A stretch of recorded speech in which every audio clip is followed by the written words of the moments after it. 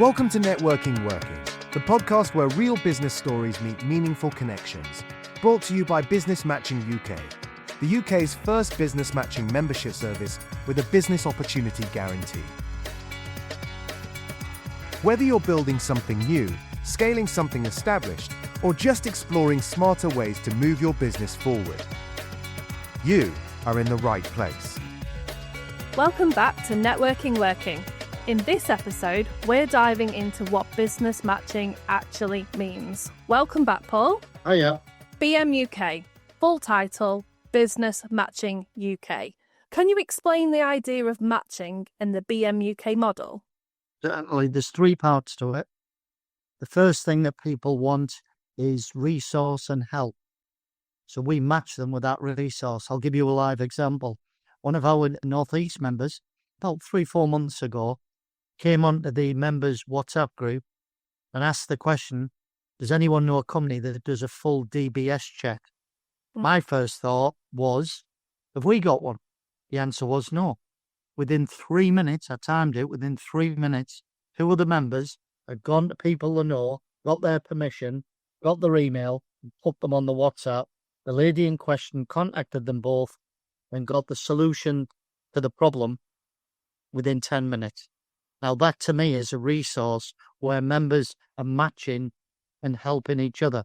But we can also use resource from outside to bring in for the members like that if the members can't help. So that's the third most important one, in my opinion. The second one is matching itself, matching an opportunity. Now, an opportunity, people could say, oh, you mean a referral, a lead, a piece of business? No, it's the opportunity for you to convert what is an opportunity into business. So the analogy I always give, being a massive football fan, both playing and supporting, is if we cross the ball, you headed in. Yeah. Now, at our Newcastle meeting, there was nearly 70 of them at the meeting, because they're all well attended. And at that point, somebody facetiously said, and he is a good lad, he was joking, said, what if I miss the goal? And I said, Andy, and if he's listening, he'll know what it is. I said, Andy, you miss the goal, you need to practice your heading. In which case, there's people in the group can help you with conversion. Yeah. Meaning, we give the opportunity, you convert it. For the amount we're charging people, they can't expect us to convert the work for them as well. Otherwise, we might as well do their job. Yeah. Says he a bit facetiously. Well, the point being, it's business matching. Now, the big one. I've got 2 examples for you. In the last episode, I talked about our guarantee, where we guarantee 6 business opportunities in the first 12 months per company or individual. 2 people in the last 2 weeks, they've both got opportunities for a partnership, either inside BMUK, across these cities, or with someone outside of BMUK. It doesn't matter which. But it's a partnership that's led to a whole plethora of business. And I know both of them's guarantee 6 opportunities in one go with 1 introduction for 1 partnership. And that's the one we're always looking out for. That's the one that Phil's building into the digital system. Obviously, he's looking for business opportunities. Obviously, he's looking to provide resource. He calls it scraping the internet. Finding opportunities outside to bring them in for members. So we don't want anybody to think that it's an inward-facing group and we all close the doors and the curtains and do business together and nobody else is invited and involved. It's not like that at all. Today I got an opportunity for someone and they're on holiday, so I text them and they text back, thank you. And they're that interested and they're that keen. I mean, it was quite a decent piece of business. But somebody asked in the WhatsApp group, have we got anyone who does so-and-so? Well, I got them straight away. I didn't know they were on holiday, but they replied. So that's what business matching is. It isn't just, I've been in a chip shop and I mentioned to someone that you do so-and-so, so there's the phone number, give them a ring. It's much, much more than that. And if it's not more than that, then it doesn't count. So how does business matching work in practice? You've just mentioned a couple of examples, but when you're looking at bringing on a new member, how would you sell that to them? Well, I say in 2016, when I listened to Oversubscribed from Daniel Priestley and then thought about my pre-bankruptcy days which was 2012, and back to 2004, when I thought of building a membership organisation and I need a magic formula, it means I knew what I was trying to build. 2012 was a life changer, but I was determined still to do it. 2016 was how to do it, but the formula itself came probably 2023, 24. So what I did, I invented 7 mechanisms, 3 manual, 3 digital, and the 7th one is what's turned into the guarantee, but it wasn't there then. So people say, oh, what's the 7 mechanisms? I say, well, that's what we've IP'd and trademarked at great cost and legal time. And if I tell you, I'm going to have to kill you. And they look at you, and this, if it's on Zoom or face-to-face, they'll smile like you are now. Having said that, can't tell you. So they go, well, how do we know what to do? I said, because we knew you were going to ask that, and that's a fair question, we built a 14-point engagement guide. How does that work then? 7 parts manual, I'm in charge of. 7 parts digital, Phil's in charge of. And the agreement is, and we're very good at this, we don't jump into each other's side. He's built a model called the shopping mall, and it's a map, like a shopping centre. In Newcastle, it'd be the Metro Centre. In Leeds, it'd be the Light. And in Manchester, it'd be the Arndale Centre. Phil gives them a map, and the digital partners either man the billboards digitally or man the shops in the shopping mall. And that's all I'll say. That's his baby. He's brilliant at it. Yeah. Because he doesn't like me saying this, but he's a qualified and trained chemist. So imagine the formulas he's got for this. So it's going to be very hard for anybody to emulate it. And I can't really explain it. I know what it does, but if you ask me for the nuts and bolts, I couldn't spill the beans because I don't know. Anyway, the manual side is all about fulfilling the guarantee. So they come on board, they get interviewed by me for half an hour. They usually get opportunities from that alone because of all the members and the people and the connections. So that gets that moving. Then they have their interview every 5 weeks with Dawn, the comms manager. Now, that used to be a chit-chat and a cup of coffee over a Zoom with the members when it happens every 4 to 5 weeks. It's not now because Sam, our digital guy, is quite brilliant on LinkedIn, but he also uses a system that he's brought to the party with Phil that captures all the information, and using AI creates opportunities. And there's a whole load more. Sector groups, LinkedIn groups, WhatsApp groups, obviously the members' meetings, Zoom and face-to-face. So do you see what I mean? There's so much more to this. Actually, face-to-face and the Zoom meetings, which people think are the raison d'etre of networking groups, they just form maybe 10%, 15% of what we do. But they're very important because that's how you create relationships. But to go to the same meeting every week with 15, 20 people, where within 6 weeks you know the name of the dog, and then you run out of people that can refer you to, it's hard work. I did that for 8 years with a certain institution very successfully and enjoyed it. It was hard work. So I'm not saying people could come and do no work. They've got to engage with the model, but it's about putting in and getting out. But there's no list. There's no tick boxes. There's no, if you don't do this and you don't do that. But the more you put in, the more you get out. This episode of Networking Working is brought to you by Business Matching UK, the UK's first business matching membership service with a business opportunity guarantee. If you're tired of turning up to networking events that lead nowhere, BMUK guarantees to offer something different. Structured, supported, and strategically driven business development, designed to connect the right people in the right way at the right time. With a blend of face-to-face and online meetings, plus 7 unique mechanisms, BMUK guarantees real business opportunities, and that guarantee is the cornerstone of what makes us different. Stop chasing leads and referrals. Start matching with meaningful opportunities. Register your interest today at www.business-matching.co.uk. Business Matching UK. Matching ambition with opportunity. Why do you think this matching approach is particularly important right now, especially we're in the wake of COVID and there's a lot of digital fatigue that people are experiencing? But this is fresh. This is something different. Why do you think now is the right time? 3 things I needed to make this happen. 1, I needed a partner who's a business-minded person, who's proven track record, who's disciplined, and who would let me get on with my side of the model. And that's Phil Pugh. Equally, I need to stay away from the digital. But because I'm a digital, that's not hard. The second thing needed help is investment. And due to Phil's personal circumstances, he came forward Christmas Eve last year. I thought he was joking. Told me a secret about his business and had some money to invest immediately. So that's why we've got off to a flyer in 2025. And the third thing we needed was the perfect storm. Now, it looks as though I'm laughing and playing on people's difficult circumstances. I'm not. With the greatest of respect, I've been there, and it's not long since I haven't been there. And in some ways, I'm still there. But I know my history. It's my favourite subject. This is the most difficult time since the 1930s. It's not getting easier. So people know the need to join the business membership group and do marketing and get referrals. But the easiest way to do it is in a networking group where you follow up with your marketing material and you get referrals from people who become customers. So you need the right group. But if you think about the 113 groups registered in this country at the moment, none of them jump out, because if they did, everyone would be in that one and none of the others. So I'm not saying we're better, but we're different. So what we've done with a blank piece of paper, I got the opportunity on Christmas Eve last year to play with, but I'd already built the model. Now it's about how to grow it across the UK.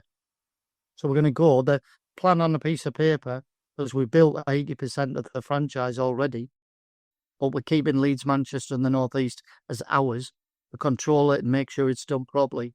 Then we'll franchise out from there. The figure is in total 52 more. So say 50, 100 in each, that's 5,000 businesses. But what makes me a bit sad is there's 5 million SMEs. 5,000 is 1%. We can only help 1%. So people say, well, can't you help the others? Yes, we can, by changing the culture so the other groups begin to accept responsibility. Hang on a minute, maybe we should give people better value for money. Maybe we shouldn't just book a room, invite people, give them a cup of coffee and say, off you go. Maybe that demeanour should change. Maybe they should work a bit harder. Maybe they should create more collaborative environments. I don't know. It's up to them. I can't help everybody, neither can Phil. But 5,000 is quite a big impression to make. 5,000 people. So we've got the growth strategy, we've got the franchise, but we needed the perfect storm well. We couldn't have been handed it on a plate any better. And I'm not talking current politics, it could be recent year politics. Whichever way you look at it, it's not great. And the people who are struggling, the entrepreneurs who are trying so hard, are getting battered from all sides. So the last thing they need is to be talked into joining a group for a year's membership. Remember I said ours is 6 months to keep us and the members on the toes. That's quite brave. That means every 6 months we could have a cash flow crisis unless we're doing it properly. In which case, we're not tying them in for a year, not making promises we don't or can't keep, and they can't do anything about it once they've paid, because a lot of them want the money up front. Some of them like to pay monthly, but it's direct debit and you're committed to a contract, so you're stuck. So you need to check. So too many people at the moment, forgetting us for a minute, are pulling back from networking because it's not working. And we've lost a couple of members in Newcastle. Do you know why? Because the head offices, who don't know us, somewhere around the country, the national businesses have said to them, right, everybody pull out of all networking everywhere, no questions asked. So the people in our group are saying, but we're getting business. We've got a good ROI. Why are we leaving this group? We didn't want to leave. I can think of one particular. It took 2 hours to replace her. And he knows that. So people are pulling back from networking in the perfect storm. It's a negative storm. So they need to get back into it and go forward. But where do they go and who do they trust? And if it's a low barrier entry, low risk entry, a limited number of places, there'll never be more than one group in your city, wherever that is, or town. And it comes with the guarantee, and it's for 6 months. At the end of the day, you've got to think, well, you can't say much fairer than that. But it's taking time for people to believe it. And the other groups will have people believe that there's a catch. There's something not true. It's Paul serial failure Lawton here. Paul the fantasist. Paul the one who said he would do it in 2004 and he still hasn't. How about that? Well, we'll soon see, won't we? Because it's already happening. We've already proven it. But we'll never get to the point. My mum always used to say to me, if you ever turn around and say, I told you so to anybody, you've already lost the argument. So just rise above it. Remember Clint Eastwood had chased around the movie to kill the baddies who killed his wife and kids. He'd get the baddie on the floor at the end with a gun. He'd have the gun to his head, and we're all saying, go on. And he'd throw the gun down and walk away. And I used to think, what a softie. I won't say what I was really thinking. What a softie. I would have killed him. But it takes a bigger man or woman to admit that when they were wrong, there's a lot of people commenting me now saying, I knew you'd do it. But do you know what the main comment is? I knew you'd do it as soon as you teamed up with Phil Pugh. And that's a compliment to him. They know what he's capable of. And they know that with me, my dynamism and irritating over-talkedness, last Christmas Eve, I got the best present I could imagine. Phil Pugh wanted to be my partner because he could see what we could do together. And he'll listen to this and I'll think, right, so we're doing it. It's the biggest shake-up in networking for a very long time as well, isn't it? Things have to move forward. We started with the telegraph. Then we went to telephone.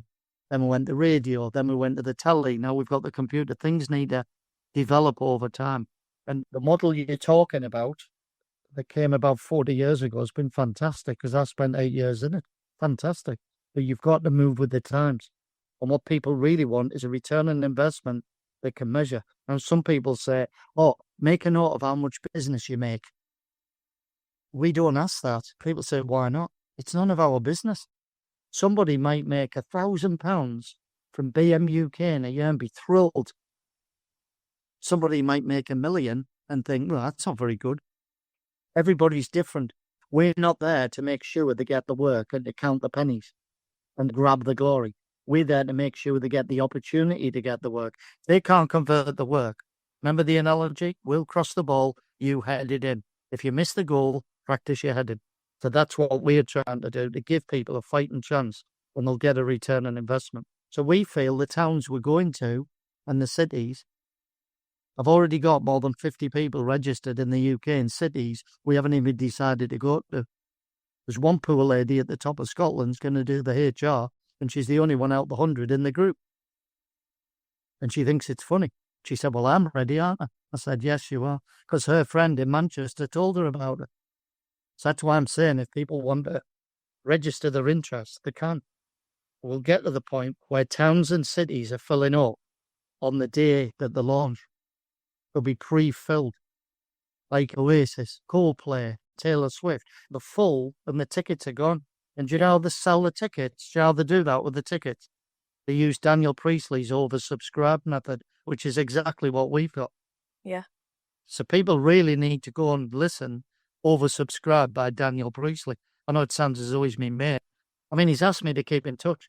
He said every 3 months, just drop me a line and tell me how you're doing. And if you need any help or guidance, just let me know. And he will, because he can see I'm trying to follow his model. And it will work.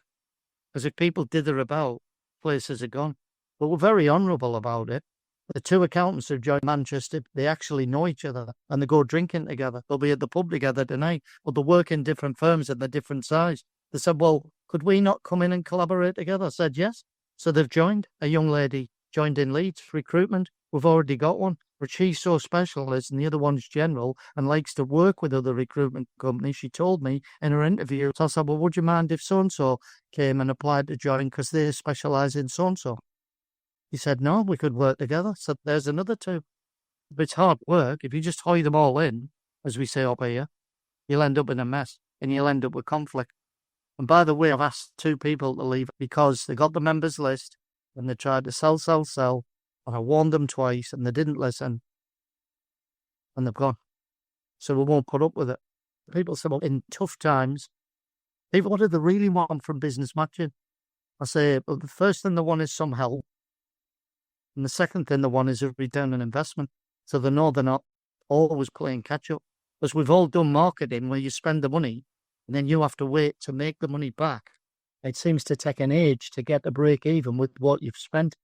And sometimes you never do. Often you never do.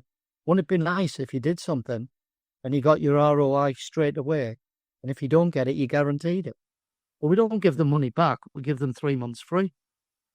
Then people say, what do you do if you still haven't done it by then? Well, we would know after 6 months. We would say to them, look, we're struggling to work with you. And also, can I really be facetious? The main reason it's because they don't follow the 14-point guide. And if you don't follow the yellow brick road, you won't get to the Wizard of Oz. Sick as saying that. And then people say, oh, all right, Devil's Africa. People ask me this in front of 60, 70 people.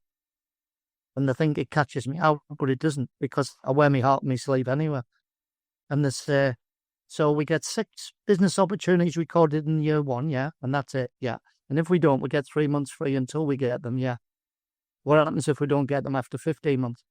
I said, well, we get £100. You choose a charity of your choice. We give them that money on your behalf, so they know it's from you. We do a PR exercise with one of our PR members, obviously, and we tell the world we failed, but we kept our word. How refreshing is that? People say, so you publicise you failed. Yes, but we don't intend to fail. So what we've done in the system, which is obviously Phil's side, because I'm not clever enough digitally, after 9 months, it flashes up in red light. This member's 1 short, this member's 2 short. I've got a manual spreadsheet, typical of me. And I know who's had what. I know how people are doing. But because I'm constantly in communication with them, and Dawn is with her call every 5 weeks, we've got the human interaction with them. So we know if they're unhappy. And often they just need to understand how to do something a bit different.